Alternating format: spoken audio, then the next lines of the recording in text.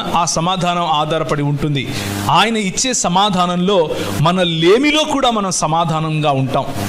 లోకం ఇచ్చే సమాధానంలో మనము సంబంధాలపైన మన గుర్తింపును ఆధారపరుచుకుంటాం. Our identity depends on our relationships.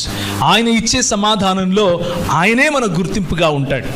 లోకం ఇచ్చే సమాధానం మనం ఒకటి కోల్పోయినప్పుడు, మనలో బాధ కలిగినప్పుడు మనము పట్టరాని ఒక రకమైనటువంటి ఉద్వేగంలో వెళ్ళిపోతాం. కానీ ఆయన ఇచ్చే సమాధానం ఎల్లప్పుడూ అలా ఉండిపోయే సమాధానం. అందుకనే ఒకసారి మీరు గమనిస్తే దానియేలు గ్రంథంలో షడ్రకు మెషకు అబేద్నెగోలను తీసుకుపోయి ఎక్కడేశారు? అగ్నిగుండంలో వేశారు. వాళ్ళు అన్నారు, రాజా నెబుకద్నెజరు, నువ్వు అనుకుంటున్నావు పెద్ద తోపుగాడివని, మమ్మల్ని తీసుకొచ్చి ఇందులో వేశావు. మా దేవుడు మమ్మల్ని రక్షించటానికి సమర్థుడు. ఆయనను తప్ప వేరే వారిని ఆరాధించే స్తుతించే ప్రసక్తే లేదు. ఒకవేళ ఆయన మమ్మల్ని రక్షించకపోయినా సరే నువ్వు పెట్టిన బొమ్మకు మాత్రం ముఖ్య ప్రసక్తే లేదు.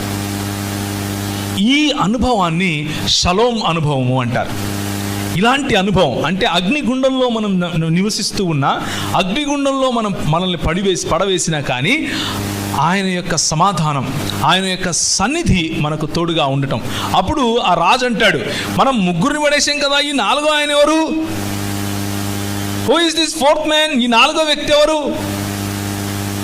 ఇంకెవరో కాదు, మన ప్రభు అయినటువంటి యేసు వారికి ఇచ్చినటువంటి షలోమ్ అనే సమాధానం, షలోమ్ అనే ఆయన సన్నిధి.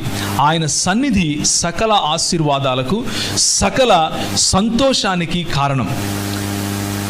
ఆయన సన్నిధి పచ్చిక గల చోటు, ఆయన సన్నిధి జీవ జలముల ఊట, ఆయన సన్నిధి సకల ఆశీర్వాదాలు మనకు ఇవ్వటం మాత్రమే కాదు, కానీ మన ద్వారా ప్రవహిస్తూ 10 మందికి సకల ఆశీర్వాదాలు ఇవ్వగల అనుభవం.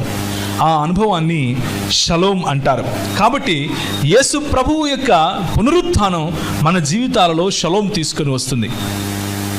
ఇంకా మనము చనిపోయిన యేసుని వెతుకుతూ ఉంటే, ఆయన ఎక్కడ ఉన్నాడు అన్నటువంటి పరిస్థితిలో ఉంటే మనము ఈ అనుభవాన్ని ఇంకా చూడలేదు అన్న విషయాన్ని నేను మీకు గుర్తు చేస్తున్నాను.